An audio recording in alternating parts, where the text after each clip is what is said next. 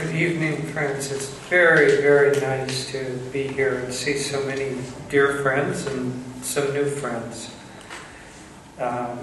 With Devendra making the announcement about the cell phones, it puts me in mind of the fact that we were just in Singapore and had beautiful programs there, and also visited a lovely garden. But regarding cell phones, the leader of our work there, Yogi, told us that if you're driving and use a cell phone and a policeman sees you, they confiscate the cell phone.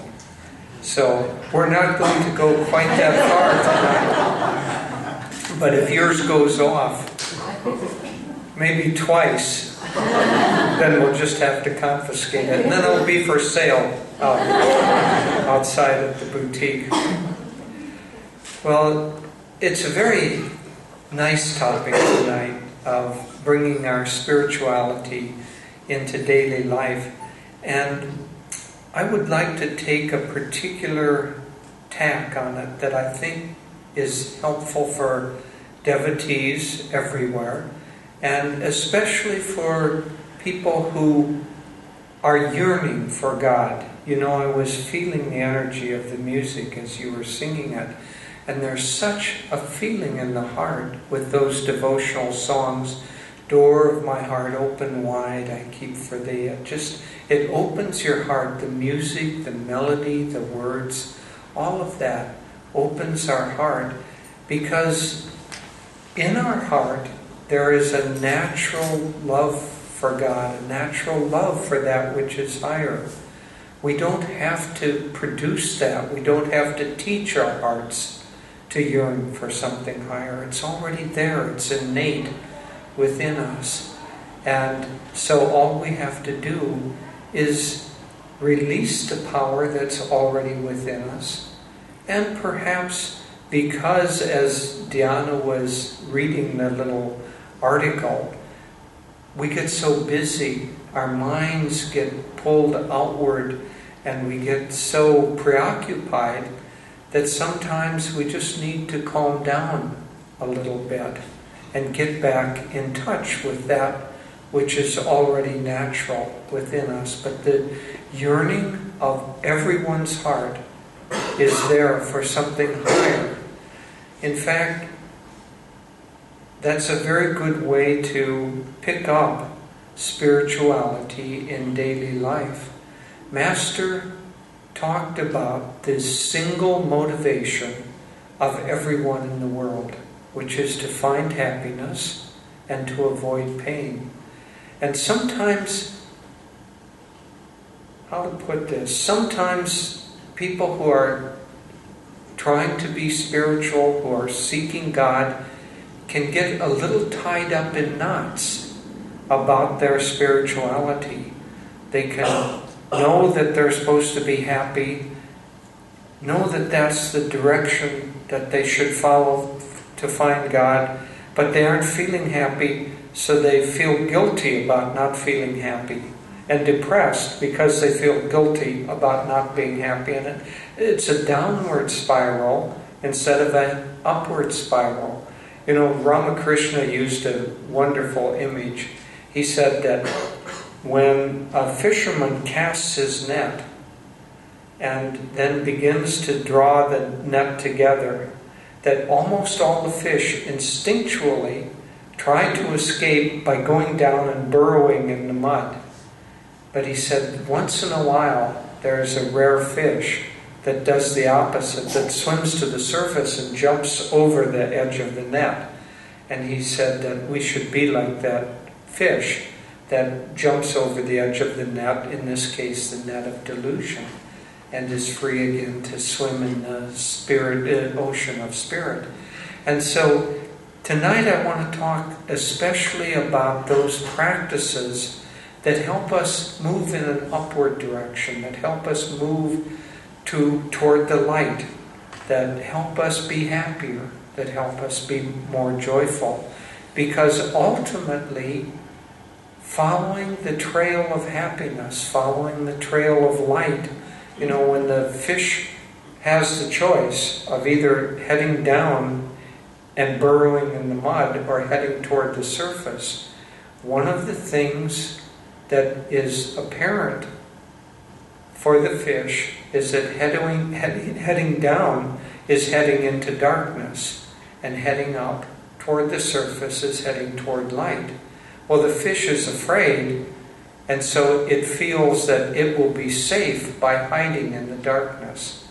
Isn't that true for many of us when we're anxious, or when we're afraid, or when some challenges come in life for us, that we feel somehow we'll be safe if we contract our energy, if we somehow burrow into the mud, or if we have negative emotions about it. When a challenge comes, we have, with that challenge, a choice of how to react to that. And we can either react by putting out positive energy, or we can react by contracting. When we contract, what that feels like inside is that we have this sense that life is unfair to us. What did we do to deserve this thing happening? Maybe it's illness, maybe it's financial pressure, maybe it's any number of things. Many, many different things can bring challenges into our life. But if we react to those challenges by contracting, then in fact we increase the challenge. So it's enough to have the pressures of life that life brings us. But if we add on to that a contractive reaction, if we add on to that some sort of fear, or some sort of complaining, or some sort of energy that darkens our mood, then we simply add on to the pressures that are already there. And the way out of that is to always head to the light. So what are some of the characteristics of heading toward the light? Well, the first is, and we can train ourselves to do this, is to train ourselves to have a positive reaction to things. We gave a talk a year and a half ago, actually, not just a talk.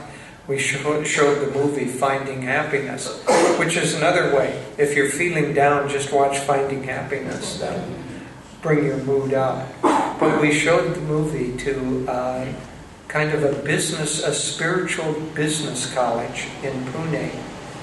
And it was a wonderful college. The man who started it is just a very, very high-minded person. And we were sitting and chatting with him before the movie was to be shown to the student body. And he said that they have a practice at the college which is very, very interesting. He said that on occasion he will ask that all the students assemble together, and then, so there might be 200 or 300 or 400 students in the assembly room, and then he will choose, he didn't say how he made the choice, but he will choose one person and ask that person to come forward, and then one by one every student comes up and says 3 nice things about that person. Imagine the mood of the student body after you have several hundred things that are said in a positive way. And imagine especially what the feeling for that person must be like. I imagine, because he's such a high-minded soul, that he chooses a person who's going through a difficult time, or whose energy is pulled down, who needs a boost. But let's expand that and bring it into our own life. So if you're faced with something that may be a little downward pulling, one of the practices is to think of 3 good things about what's happening. If there's illness, you can think of 3 good things about that illness. Maybe it's just, oh good, I get to stay home from work. That would be a minor thing. A better way would be, oh wonderful, some karma is coming and I'm going to burn off that karma. Haven't you noticed that very often after having an illness like a fever or something of that nature, that you come out feeling cleansed, you come out feeling somehow uplifted from that experience. And the experience will, it actually is true that fevers often are cleansing, but they aren't just cleansing to get the bacteria or the disease out of your body. They're cleansing because they are burning off some karma. And so if you can react positively to that, that pressure coming to you, think of 3 good things, then it'll be helpful. I sometimes jokingly used to say that, you know, when you get ill, what is it that really heals you? It's the life force. And so the positive flow of life force is what's going to help you get over that illness. And so what is going to make your life force flow more positively? A little shot of bitter tasting herb like echinacea, or a nice chocolate chip cookie. And so I would suggest that your medicine should be a chocolate chip cookie instead. I would say it jokingly, of course. I'm not really serious about this. Please, if you're a doctor out there, don't pull me aside after the talk and correct my behavior in public. Actually, I'll tell you a fun story that happened to me. One time I was ill, and we were staying with some people in Assisi, friends of ours, and we were in a room and just a mattress on the floor. And I had gotten some sort of lung infection or bronchitis or something, and had a fever. And so for a day or 2, I was just resting. And I had a bit of a fever, but I was not terribly sick. But during that time, because I didn't have any outward responsibilities, I was reading, and there's a beautiful book called In Quest of God by Ram Dass. It's a lovely book. And in that, he was telling a story about, he had been walking, and one of his sadhana was just to walk. He was a wandering sadhu at this point in his life.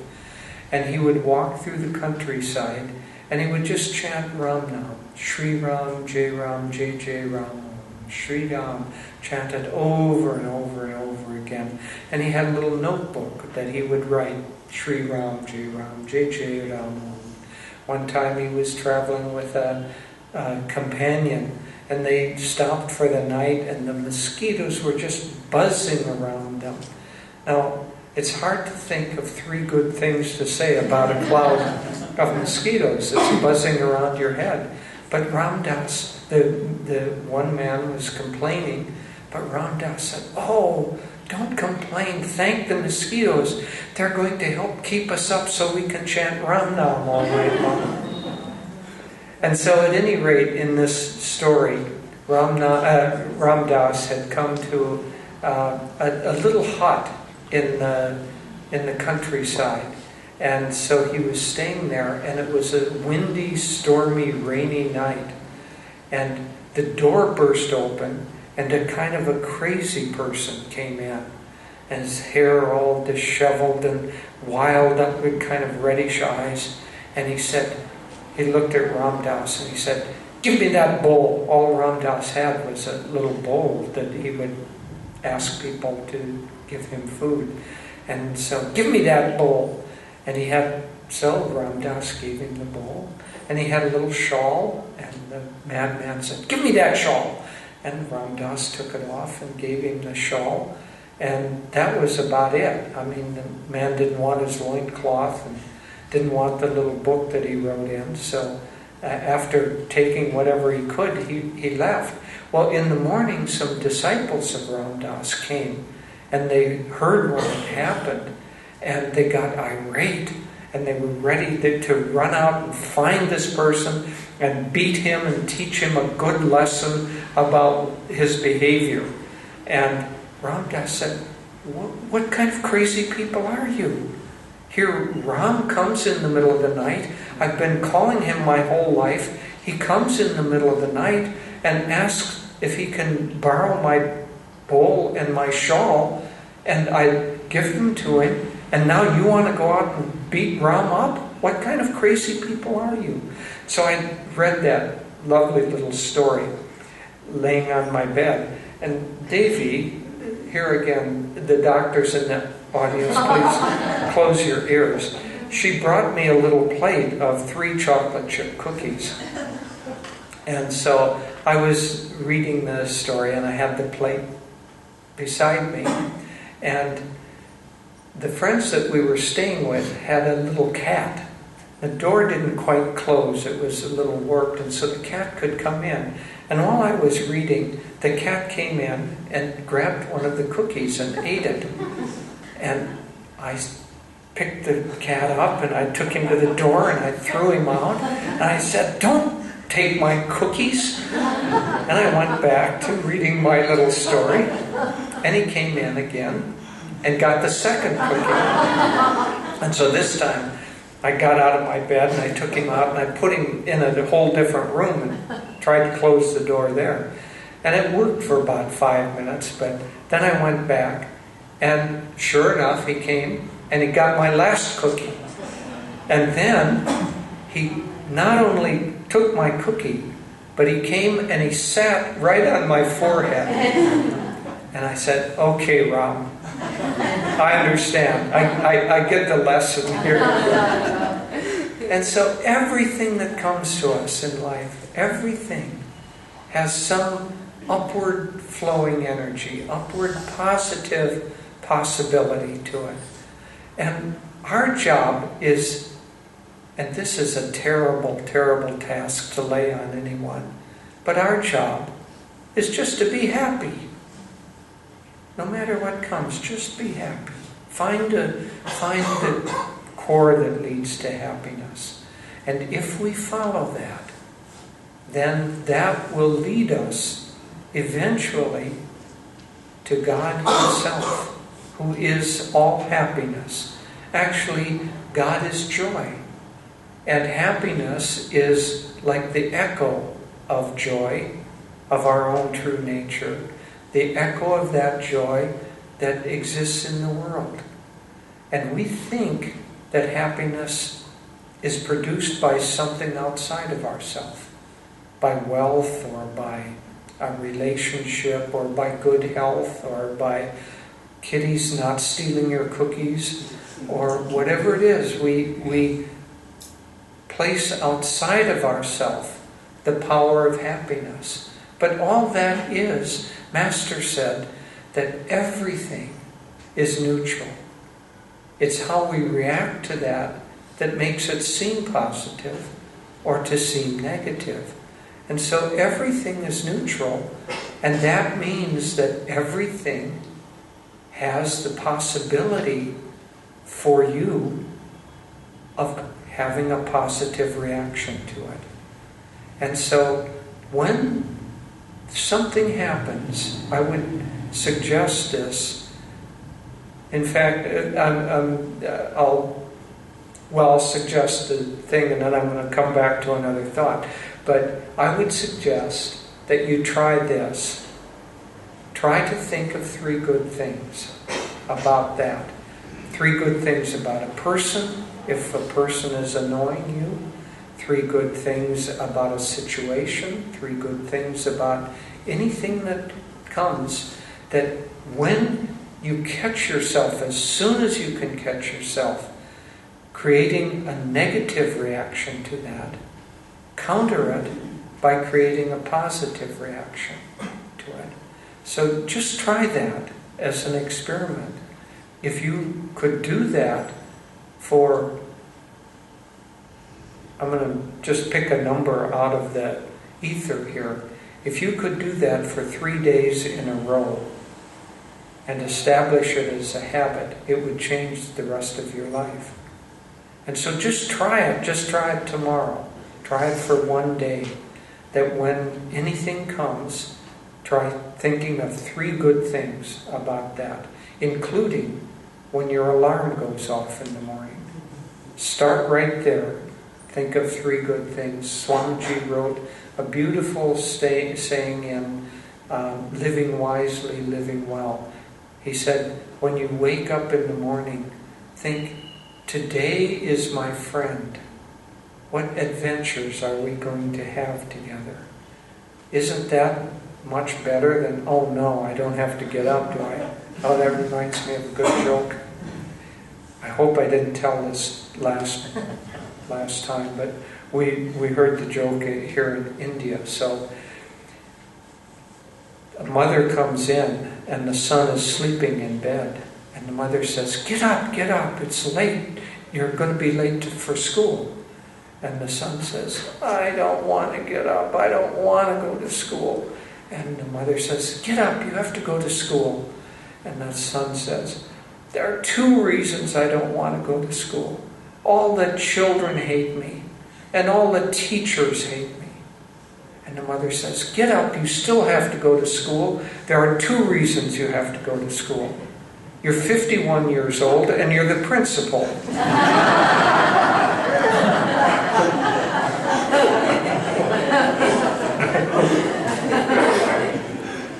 And so, laughter is another thing. Swami was filled with laughter. He loved to laugh. He had a big belly laugh, He would laugh so loud that nobody could be in his presence when he was laughing without also laughing. I don't know if you've ever heard him reading P.G. Wodehouse, but sometimes in the reading of that, which he loved that humor, he would laugh so hard that it would take him 30 seconds to get his energy back where he could read the next sentence. Then he'd start laughing all over again. You could hear everybody in the audience laugh with it. So the positive flow of energy, but it also has a higher dimension to it. So reacting to things in this world in a positive way, taking tests and finding a positive way to relate to those, all of those are helpful. But it isn't the most positive or the deepest way. The deepest way is that we need to get in touch with our own bubble of joy that resides within us. And so I would suggest that you try this also.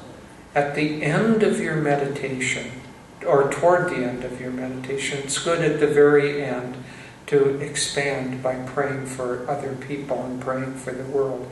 But before that, kind of as your meditation may be winding down, there's a part of meditation that it's important to discipline the mind, to use will. For those of us who have the techniques of Kriya or Hong Sau, and the techniques of this path, it does. We have to discipline ourselves and focus our mind and practice those techniques as well and as deeply as we can. But then afterwards, after the techniques are done, try to get in touch with your own joy or your own light. So if you bring light and joy, the center for both of those, both reside at the Kutastha. Master, in fact, said that this center is the center of will, the center of light, and the center of joy.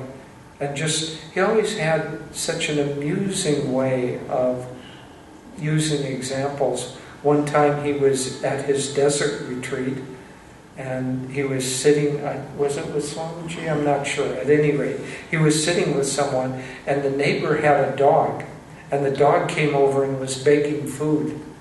And Master said, look at the dog. He wants something, and so he's putting out willpower, and he's got his brow furrowed because his will is concentrated there, because this is the center of will. And you'll notice too, when you're concentrated on a task, you kind of knit your brow a little bit. If you're threading a needle, watch somebody thread a needle. It's not that they can't see, it's that they're concentrated. So this is the center of will, the center of light, but it's the center of joy also. It's where joy has its place in the body. So try toward the end of your meditation to get in touch with your own sense of joy and to expand on that and to reside in it so that you can feel that that aspect of God, the joyful aspect of God, is expanding within you. One of Master's highest disciples, second highest, he said, was a man named Oliver Black, Yogacharya Oliver Black. And he said, and he was a very fine man, he said that he created around himself a bubble of joy. And he always stayed within that bubble of joy. And one time, he too, like Adananda, had a fire that burned down 3 buildings that were his temple and main buildings. He too had a little community in America. And a fire came and it burned down his 3 buildings. A friend of ours who was living there at the time told me this story. And Oliver Black, Yogacharya Oliver, went to his little house and stayed there for the afternoon. And then when he came to dinner, he was as if nothing had ever happened. And so someone at the dinner table asked him, how can you be so even-minded about this? And he said, for an hour or two, that event, the burning down of these buildings, burst into my bubble of joy and brought my mood down. But I went to my room and I meditated and I got back in touch with my joy. And he said, I have the practice of never letting anything break into my bubble of joy. And so feel at the end of meditation that one, you're getting in touch with the joy within. And if sometimes joy may be a little hard to define, someone gave a pretty good definition of it. He said that joy is like happiness without any cause. So think of the highest happiness, but not because you've done something or because something's happened. Just happiness without a cause. It's not really there, but it's directionally toward what joy feels like. But try to feel that sense of joy within, and then build a bubble of joy around you so that when you go into your daily life, into the things that are coming and will come to all of us, that you have that beautiful luminescent bubble around you. And it will not only change your own mood, it'll not only help you see the positive things that happen, but that bubble will also touch everybody else around you. Swami was such a good example of this, especially toward the end of his life. He would say occasionally to us or to others, he would say, sometimes I feel so blissful I can hardly stand it. And that bliss, through a life of service, a life of meditation, most of all a life of attunement to God and to Master, whose very nature was joy. That attunement brings that joy. And the fruits of that attunement as we go through life is to bring more and more joy, more and more bliss into our consciousness until, if we can practice this, we too, doesn't have to wait until the end of life. Whenever we're ready, we too can live in a bubble of joy and be able to say with verity, not just affirmation, but truthfully, sometimes I feel so blissful I can hardly stand it.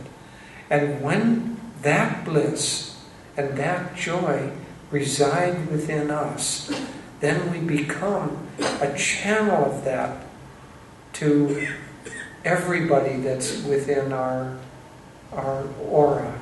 We always, very often, end with a prayer in our group meditations, asking that we be a channel of God's love and blessings to everyone we meet during the day. And so God is joy. God is light. God is happiness. And if we want to live with God during our daily life, then let's be happy, be joyful, and share that with everybody that we meet.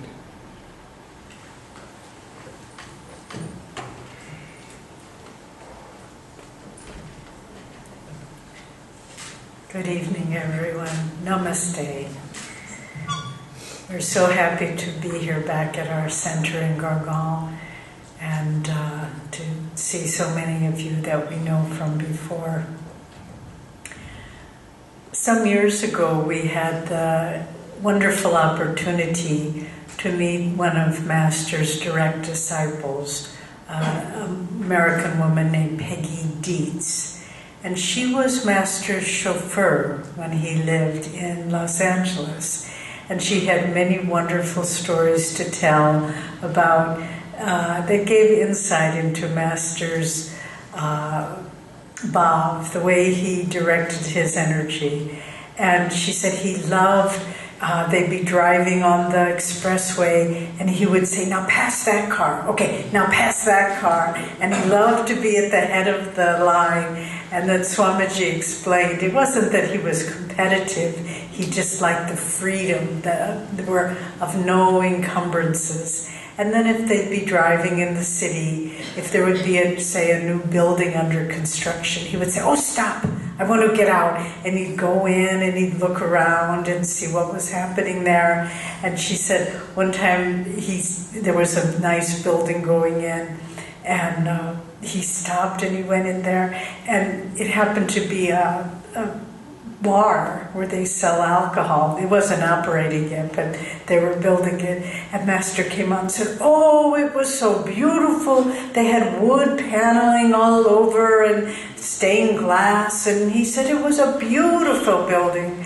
But I often think that he did that just to raise the vibration of what that place was. She also said sometimes he would go in the areas of Los Angeles that were not very good, where there were a lot of low bars and low energy, and he would just simply walk back and forth along those streets, just without talking to anyone, without doing anything, just to uplift the vibration of human consciousness. And she said he, for relaxation from time to time, he would take some of the disciples to go to see movies. And she said he liked kind of action movies, cowboy and Indians or American Indians, or just things where there was a lot of action, and he liked them. And he'd bring the disciples and they would be watching it, and they would be so absolutely engrossed in the drama and the excitement, and just when it was reaching the very dramatic point, he'd tap them on the shoulder and he'd point up to the beam of light, and he would say, just a play of light and shadow. And he was always trying to remind them, and in fact all of us, that it's just a play of light and shadow. And it's so important in our daily lives to realize this. We get so caught up, oh, what if this happens? What if that happens? I had a friend whose mother used to love to watch the soap operas on television.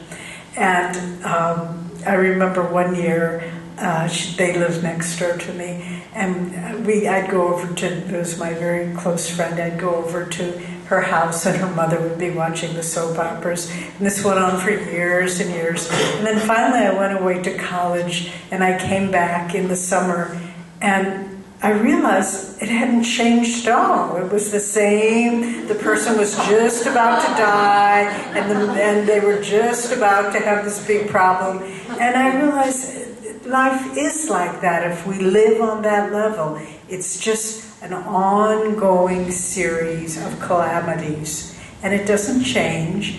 But we have to, that's why Yoganandaji and our line of gurus came, to tap us on the shoulder and point up to the light and say, it's just a play of light and shadows. Don't get so caught up in it. And if that, once that hypnosis is broken, really there's nothing that can harm us or threaten us, because we realize that, as Master said, dance of life or dance of death, know that these come from me, and as such rejoice. And so what I want to talk about on this theme of spirituality in daily life, to tap us all on the shoulder and get the bigger picture, because our line of gurus came with a magnificent mission, and we get so caught up in our problems of our life, we forget the bigger picture. We forget that we are soldiers in an army of changing consciousness. That's why these masters came. If you trace our lineage, Babaji and Master says that Babaji and Jesus Christ together govern the spiritual evolution of our planet in this age. One with a body, Babaji in the Himalayas, one without a body. But together they govern the evolution of society. Then the pivotal moment in our lives and in the lives of our planet, in 1863, when Lahiri Mahashaya was called mysteriously to the Himalayas, received the touch of Kriya, and wanted to stay there. But Lahiri, what was his life like? Was he a Himalayan yogi living in a cave? He had done that before. In this lifetime, he was a married man, he had 5 children, he had a job, he was an accountant, and so it was this play, it was showing spirituality in daily life. It was not by chance that Lahiri, who was an avatar in this lifetime, had to play the drama to model for all of us that God can be found in the midst of our daily life. We don't have to leave our job. We don't have to leave our family. We don't have to withdraw to a monastery, the Himalayas, or a cave. In the midst of daily life, God can be found. I remember some years ago, we had a very wonderful friend. She passed away a few years ago. She was a Western woman, but she was a disciple of Anandamoy Ma, the great woman saint. And she spent many years in India at Ma's feet and in Ma's ashram and traveling with Ma. And one year she was going back to see Ma. And I was relatively new on the spiritual path. I had been living in the Ananda ashram for just 2 or 3 years. And I wanted to send a gift back to Anandamoy Ma because I revered her as an image of Divine Mother. And I thought, I was living in an ashram. I didn't have much material wealth or goods. And I thought, what do you give Divine Mother? Do a beautiful golden necklace or a beautiful silk sari? What can I give her? I can't afford these beautiful things. But I asked my friend, Hari Priya was her name. I said, Hari Priya, what can I give to Ma? And she paused and she said, this was, early 1970s. She said, you know, it's hard to get good refined cooking oil in India right now. Maybe you send her a bottle of good cooking oil. And this was such a... I didn't know how to embrace that thought because it seemed so strange to me. You bring to Divine Mother cooking oil? How can that be? I mean, what does Divine Mother have to do with cooking oil? And yet when you read the life of Anandamoy Ma, she went through all the stages of life. She was a devoted daughter to her family. Then her family married her to a fine Brahmin family. She served her in her husband's family. She cooked, she cleaned, she took care of the other little children. She massaged her in-laws, her mother-in-law's feet. She did all of it. And again, they come to model for us. Spirituality is not separate from daily life.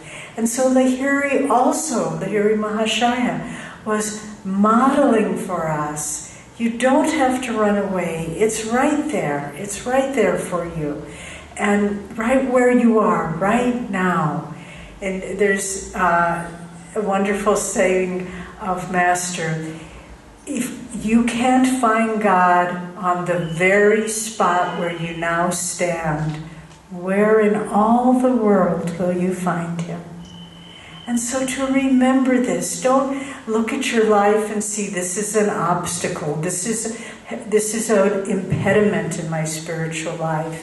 Try to see that everything that comes to you, as Jyotish was saying, is an opportunity to have Divine Mother tap you on the shoulder and say, it's not just a irritable neighbor, it's not just an unreasonable boss at work.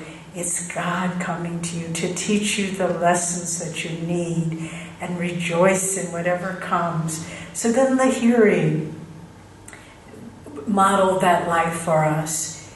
His disciple was Swami Shri Yukteswar, again a householder, children, married. But when his children were grown and his worldly responsibilities were done, he became a Swami.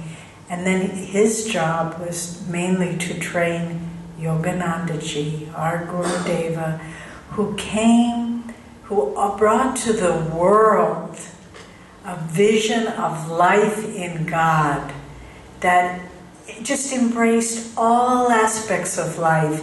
When he came to the West in 1920, and you look at the lectures he gave, how to achieve success in life, how to be radiantly healthy, how to find your soulmate, how to be a good parent, how to be a success in business, on and on. The most practical of teachings. And someone mentioned to him at one point, well, yours is a mystical path. He said, not at all. This is a practical path. And so we need to embrace that, to take, and he also said, the teachings I have brought to you, the techniques of yoga, energization, exercises, Hong Sa, the Om technique, and ultimately Kriya, the higher Kriyas. He said in India, there are thousands of techniques of yoga, but what I have brought is the cream of the teachings of yoga. He streamlined it for the modern age because he knew we didn't have time. We didn't have time to do hours of different techniques, but he brought us simple, powerful, effective techniques.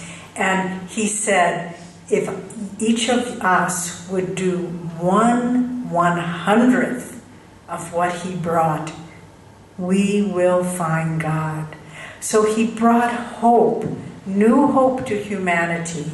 And for us, as we try to live lives where we incorporate spirituality, there are things we can do on a practical level.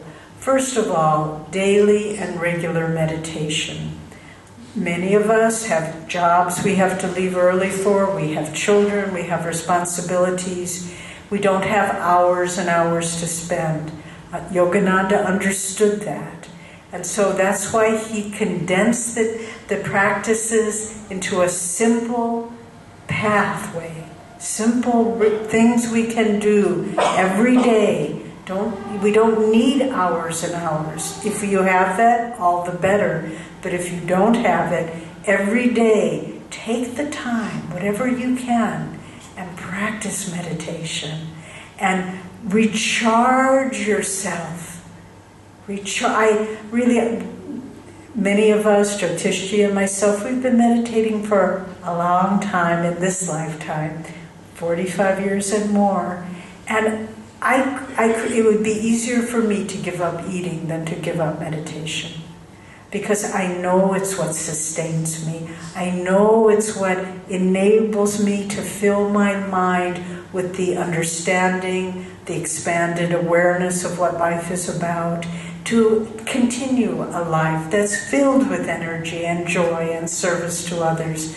So be regular in your meditation, but don't beat yourself up. Don't feel guilty if you don't have enough time for long meditation. Do what you can, but do it regularly, and leave the rest to God. Just so often people say, oh, I have such a hard time meditating. My thoughts are so restless. Of course they are. This is the nature of the mind. But the more and more we just keep making an effort, redirecting the stream of our thoughts in a positive way, in a calm way, then everything we do is infused with peace and joy.